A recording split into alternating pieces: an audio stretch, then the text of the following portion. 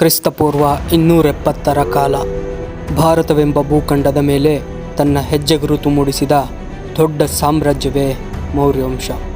ಈ ಮೌರ್ಯವಂಶದ ಚಂದ್ರಗುಪ್ತ, ಬಿಂದುಸಾರ ಇವರಿಗೆ ಉತ್ತರಾಧಿಕಾರಿಯಾಗಿದ್ದ ಅವನೇ ಅಶೋಕ. ಅಶೋಕ ಬಾಲ್ಯದಿಂದಲೇ ತುಂಬ ಬುದ್ಧಿವಂತ, ಧೀರ, ಆದರೆ ತುಂಬ ಕ್ರೂರ ವ್ಯಕ್ತಿತ್ವ. ಶತ್ರುಗಳನ್ನು ಕೊಲ್ಲಲು ಕತ್ತಿಯಷ್ಟೇ ಸಾಕೆಂದು ಅವನು ನಂಬುತ್ತಿದ್ದ. ಸೈನ್ಯದ ತರಬೇತಿಯಲ್ಲಿ ಅವನಿಗಿಂತ ವೇಗವಾಗಿ ಕೋಪದಿಂದ ಯಾರೂ ಕತ್ತಿ ಬೀಸಿರಲಿಲ್ಲ. ಜನಗಳೆಲ್ಲ ಅಶೋಕನು ಸಿಂಹಾಸನಕ್ಕೆ ಬಂದರೆ ಮೌರ್ಯ ಸಾಮ್ರಾಜ್ಯಕ್ಕೆ ತಡೆಯೇ ಇಲ್ಲ ಎಂದು ನಂಬಿದ್ದರು. ಹೀಗೆ ಶಕ್ತಿ ಹೆಚ್ಚಾದಷ್ಟು ಹಂಬಲವೂ ಹೆಚ್ಚಾಯ್ತಾ ಹೋಯಿತು. ಅವನು ಗೆದ್ದ ರಾಜ್ಯಗಳ ಸಂಖ್ಯೆ ಡಜನ್ಗಳಷ್ಟು. ಜನರು ಬೆಚ್ಚಿಬಿದ್ದರು. ಅವನು ಗೆಲುವನ್ನು ರಕ್ತದಿಂದಲೇ ಬರೆಯುತ್ತಿದ್ದನು. ಆದರೆ ಕಾಳಿಂಗವೆಂಬ ಸ್ಥಳ ಮಾತ್ರ ಜಯವಾಗಿರಲಿಲ್ಲ. ಕಾಳಿಂಗ ಪೂರ್ವ ಕರಾವಳಿಯ ಸುಂದರ, ಶ್ರೀಮಂತ, ಸಂಸ್ಕೃತಿ ತುಂಬಿದ ಒಂದು ನಾಡು ಹಾಗೂ ಮೌರ್ಯ ಸಾಮ್ರಾಜ್ಯದ ನಿಯಂತ್ರಣಕ್ಕೆ ಬಾರದ ಏಕೈಕ ಭೂಮಿ. ಕಾಳಿಂಗದ ಜನರು ತಮ್ಮ ಸ್ವಾತಂತ್ರ್ಯದ ಬಗ್ಗೆ ಹೆಮ್ಮೆ ಪಟ್ಟುಕೊಂಡವರು.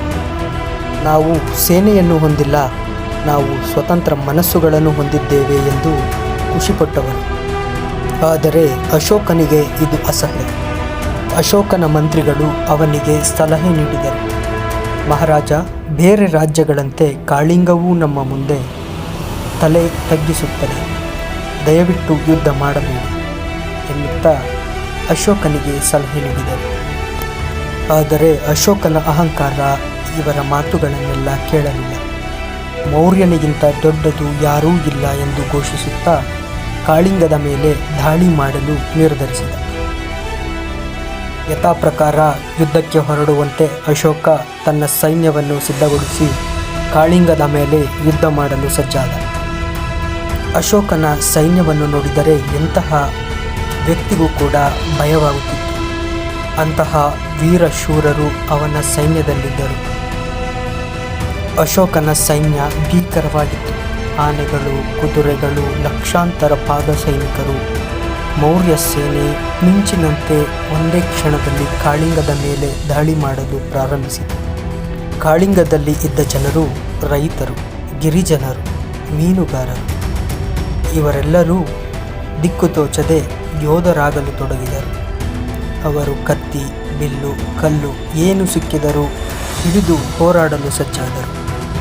ಅವರ ಪ್ರಾಣಗಳನ್ನು ಉಳಿಸಿಕೊಳ್ಳಲು ಅವರು ಆ ದಿನ ಯೋಧರಾಗಲೇಬೇಕಾಯಿತು. ಗಂಟೆಗಳೆಲ್ಲ ಕತ್ತಿಯ ಗದ್ದಲ, ಕಿರುಚಾಟ, ರೋದನೆ, ಮೈಮೇಲೆ ಹೊಡೆದು ಬೀಳುವ ಬಾಣಗಳ ಮಳೆ. ಕಾಳಿಂಗದ ಮಣ್ಣು ತನ್ನ ಮಕ್ಕಳ ರಕ್ತವನ್ನು ಕುಡಿಯಲು ಸಜ್ಜಾಯಿತು. ಯುದ್ಧದ ಕೊನೆಯಲ್ಲಿ ಸುಮಾರು 1 ಲಕ್ಷ ಜನರು ಮೃತಪಟ್ಟಿದ್ದಾರೆ. ಸುಮಾರು 1.5 ಲಕ್ಷ ಜನರನ್ನು ಅಶೋಕ ಬಂಧಿಸಿದ್ದಾನೆ. ಆ ಯುದ್ಧದಿಂದ ತುಂಬ ಮರಣಗಳು ಅಂದು ಸಂಭವಿಸಿದ್ದವು. ಜನಗಳ ರಕ್ತವು ನೀರಿನಂತೆ ಹರಿಯುತ್ತಿತ್ತು. ಈ ಯುದ್ಧ ಮುಗಿದ ನಂತರ ಅಶೋಕ ಜಯದ ಅಹಂಕಾರದಿಂದ ರಣಭೂಮಿಗೆ ಬಂದನು. ಆದರೆ ಅವನ ಪಾದಗಳಿಗೆ ಒಂದು ಮಹಿಳೆ ಬಿದ್ದು ಅಳತೊಡಗಿದಳು.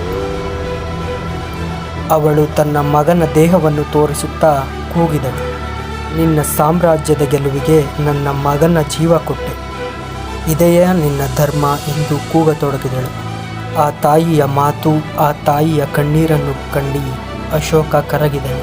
ಆ ಕ್ಷಣದಲ್ಲಿ ಅವನು ನೋಡಿದ ಯುದ್ಧ, ಕತ್ತಿ, ರಕ್ತ ಎಲ್ಲವೂ ಅವನಿಗೆ ಅಸಹ್ಯವಾಯಿತು. ಅವನ ಕಣ್ಣುಗಳು ತುಂಬಿತು, ಅವನ ಕಾಲುಗಳು ಕದಡಿದವು.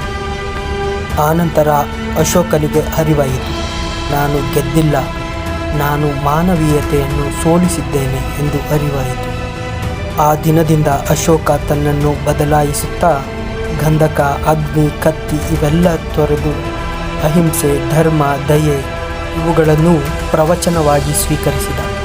ಅವನು ಬುದ್ಧನ ಧರ್ಮವನ್ನು ಅರಿತುಕೊಳ್ಳಲು ಪ್ರಯತ್ನಿಸಿದ. ಅವನ ಮನಸ್ಸು ಶಾಂತಿಗೆ ದಹನವಾಯಿತು. ಅವನು ತನ್ನ ಸಾಮ್ರಾಜ್ಯಕ್ಕೆ ಸಂದೇಶ ಕಳಿಸಿದ, ಕತ್ತಿ ಮುರಿಯಲಿ ಮಾನವನ ಹೃದಯಗಳು ಅಲ್ಲ. ಈ ರೀತಿ ಸಂದೇಶವು ಅವನು ಹರಡಿಸುತ್ತಾ ಬಂದ.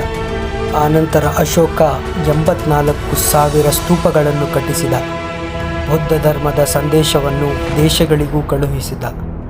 ಹೀಗೆ ಒಂದು ದಿನ ಅಶೋಕ ತನ್ನ ಯುವರಾಜನಿಗೆ ತನ್ನ ಹಳೆಯ ಕತ್ತಿಯನ್ನು ತೋರಿಸಿ, ಈ ಕತ್ತಿ ರಕ್ತದಿಂದ ಮುಸುಕಾಗಿದೆ, ಇದನ್ನು ಉಳಿಸೋದು ಏಕೆ ಎಂದು ಆ ಮಗ ಕೇಳಿದಾಗ, ಈ ಕತ್ತಿ ನನಗೆ ಯುದ್ಧದ ಮಹತ್ವವನ್ನು, ಯುದ್ಧದ ಬೆಲೆಯನ್ನು ಕಲಿಸಿದೆ.